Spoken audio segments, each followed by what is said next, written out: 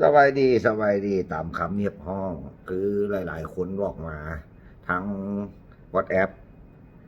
ทั้ง Messenger มาบอกว่าอยากให้ไอ้แก้วแนะนำเรื่องพิมพ์พระแต่ละอย่างและพิมพ์พระที่หายากเอาง่ายๆว่าช่วงมีเวลาเมื่อนี้ไอ้เฮ็ดให้นี่เลยเจ้าแล้วพอดีได้บูชาพระชุดนี้มาก็เลยอยากมาเฮ็ดให้ทุกคนได้เบิ่งกันว่าพิมพ์พระหายากแล้วก็พิมพ์พระหาง่ายอันใดยอดนิยมที่สุดอันใดที่นิยมที่สุดของพระลาวแต่ทั้งเบิดแต่ละอย่างนี่คืออีพีหนึ่งอีพีหนึ่งที่มีความน่าสนใจแบบใดเมื่อนี้ไอ้บอกเลยว่าเป็นสิ่งที่พอจะค่อนข้างจะหายากพอสมควรและเป็นพิมพ์ที่หายาก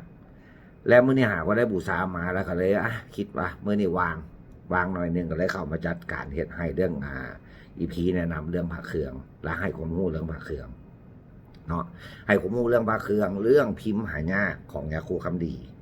เป็นพิมพ์ใหญ่อันนี้เป็นพิมพ์มาพิตาพิมพ์หัวจรวดที่ไอ้หาก็ได้มาพิมพ์หัวจรวดของยาคูคำดีทอดพิมพ์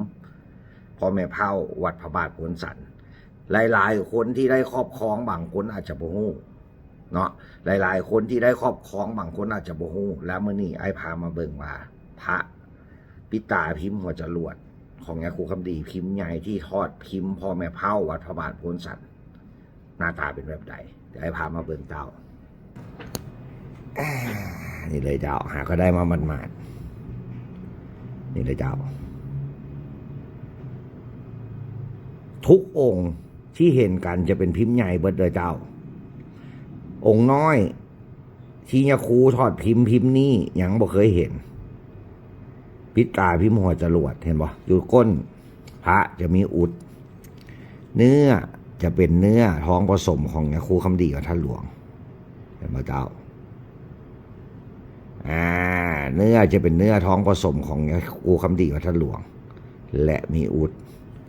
นี่เลยเจ้าเอกลักษณ์ของยาคูคำดีคืออยู่นี่วิธีการรอนี่เลยเจ้าอีพีแรกหาพระยากๆมาให้น้องๆอ้ายนักสะสมได้รู้จักกันกับพิมพ์พระพิมพ์นี้เนาะกับพิมพ์พระพิมพ์นี้พิมพ์จรวดใหญ่ปิตาพิมพ์จรวดใหญ่ยาคูคำดีวัดท่าหลวงทอดพิมพ์พ่อแม่เผาวัดพระบาทผลสันนี่เลยเจ้าสังเกตได้เลยเจ้าวิธีการรอจะแตกต่างกันแล้วพิมพ์จะใหญ่ณปัจจุบันนี้ยังบ่เคยเห็นพิมพ์น้อยเถื่อไอ้เสื้อว่ามีแต่ว่าเมื่อใดสร้างเพือกสิรุดออกจากป่าแต่ว่าเมื่อนี้เขามารีวิวกระเพราของนี้กันนี่เลยเจ้านี่เลยเจ้านี่เลยเจ้าเนื้อท้องผสมอุดทองแดงเนาะนี่เลยเจ้าเป็นอีพีหนึ่งที่เขามาเฮ็ดคลิปกันเนาะเป็นความรู้กันเล็กๆน้อยๆบางคนอาจจะมีพระพิมพ์นี่อยู่บ่ฮู้ว่าเป็นของใครสร้างบ่ฮู้ว่าเป็นของอาจารย์ไหนนี่เลยเจ้า